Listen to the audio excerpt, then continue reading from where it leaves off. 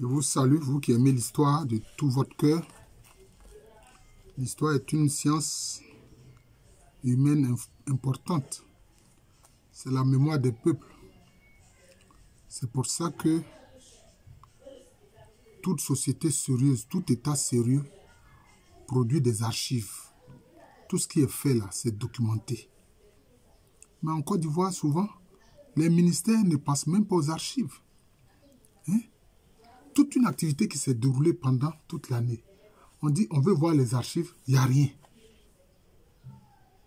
Mais c'est grave. Il faut que cela s'arrête. Hein? Toutes les activités de l'administration, ça produit des archives. Il faut que ces archives-là soient archivées. Pour ne pas faire de la tautologie, il faut que ce soit archivé. Parce que c'est de la documentation importante.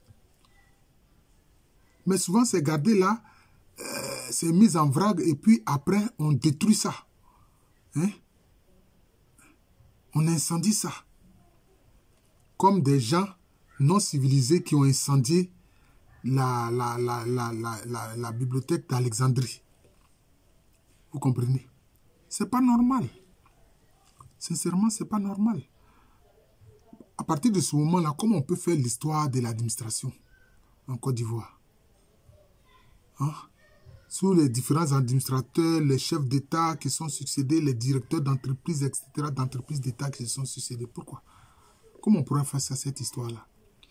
Parce que souvent, nos étudiants sont confrontés à ça. Hein, ils prennent des sujets et puis bon, quand ils vont dans les différents ministères, on dit non, il n'y a rien. Pourtant, vous avez produit des actes, vous avez mené des activités pendant 1 an, 2 ans, 3 ans, 10 ans, 15 ans, 20 ans. Et puis vous dites que non, il n'y a rien. Donc cela veut dire que vous ne travaillez pas. Dans ce cas, on ne devrait même pas vous payer. Vous comprenez? Donc ça, ce n'est pas bon du tout. Il faut que cette affaire-là soit réglée. Il faut que cette affaire-là soit réglée. Voilà.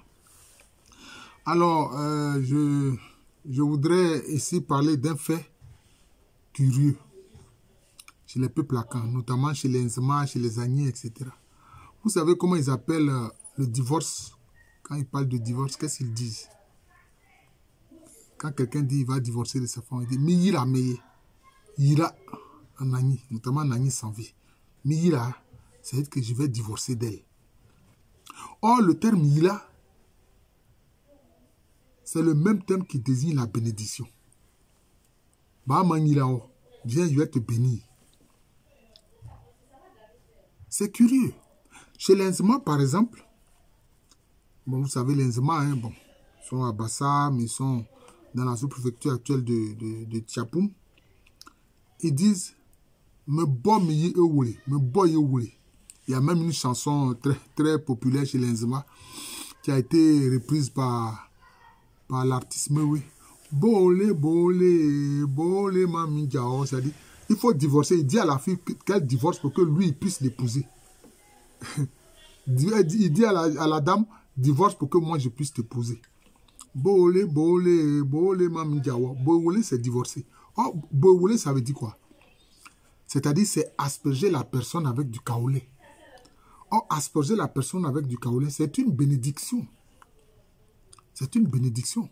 Quand quelqu'un, par exemple, a subi des turpitudes, injustement, et puis on s'est rendu compte qu'il a raison, il n'a rien fait de mal, on asperge sur lui du kaolé, en signe de victoire, pour dire qu'il il est victorieux, etc. Il est sorti de ces difficultés-là. Vous comprenez? Parce que le kaolé est blanc. C'est signe de pureté. Ça n'a rien à voir avec la couleur de peau des caucasiens. C'est pas ça. Pour eux, là, c'est pas blanc. Vous voyez, ma chemise, il y a des côtés qui sont blancs. Voilà. C'est clair. Vous voyez. Donc, c'est ça. C'est comme si le divorce doit se faire dans un esprit qui écarte toute haine, qui écarte toute animosité. Non. Parce que, même si on va divorcer, il faut que cela se fasse, je peux dire, dans un esprit de conciliation et non dans un esprit de violence, d'animosité, de méchanceté. Non, ça ne va pas se faire ainsi. Surtout si vous avez des enfants, etc. Parce que, en fait, le mariage, c'est une alliance entre deux lignages. Le mariage, c'est une alliance entre deux lignages. Et les enfants servent toujours de lien entre ces deux lignages. Voilà. Donc, celui qui naît, par exemple, on va dire, son père, on va dire, le lignage de ses papas. Et puis maintenant, lui-même, le lignage auquel il appartient par sa maman. Donc, vous voyez, donc, ça se fait dans un esprit de calme, en fait. Et là-dedans, il y a le mot bénédiction. Cela ne veut pas dire que ce peuple-là aime le divorce. Hein. C'est pas ce que je suis en train de dire. Ils n'aiment pas le divorce. Non, non, non. Non, non. Parce que pour divorcer, il faut avoir de très bonnes raisons. Sinon, ça ne fonctionne pas. Voilà. L'homme qui veut divorcer n'importe comment, sa propre maman même va lui dire ne fais pas ça. Voilà. Et quand il dit sa propre maman, ça peut être sa génitrice comme une sœur de sa génitrice. Voilà.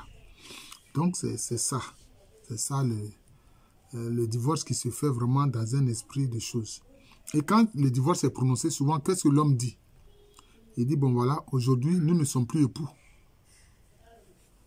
Et il dit à son ex-épouse, si tu trouves un homme, mariez-vous. Moi aussi, si je trouve une femme aussi, moi aussi, je vais l'épouser. C'est comme ça. C'est comme ça.